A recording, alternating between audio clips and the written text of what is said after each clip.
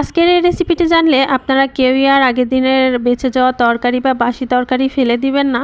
তো কালকে রাত্রে আমার এই কুমড়োর তরকারিটা বেঁচে গিয়েছিল, আর এটা দিয়ে আমি আপনাদের মাঝে একটা অসাধারণ রেসিপি শেয়ার করব। আর এটা তৈরি করতে যা যা উপকরণ লাগবে সব কিছু আমি নিয়ে নিচ্ছি। তো দেখতে পাচ্ছেন কুমড়োর তরকারিটা কিন্তু অনেকটাই বেঁচে আছে। তো আমি প্রথমে একটা কড়াইয়ে সরিষার তেল দিয়ে এর মধ্যে 2টা পেঁয়াজ কুচি, 5-7টা রসুন কুচি দিয়ে ভালোভাবে একটু ভেজে নিব। একটু ভেজে নেওয়া হয়ে গেলে এরপরে আমি এর মধ্যে দিয়ে দিব 5-7টা মতো শুকনা মরিচ।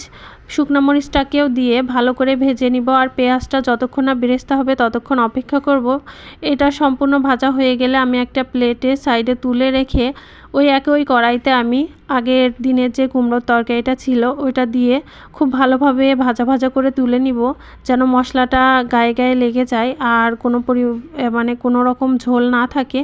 এরপরে আমি এটাকেও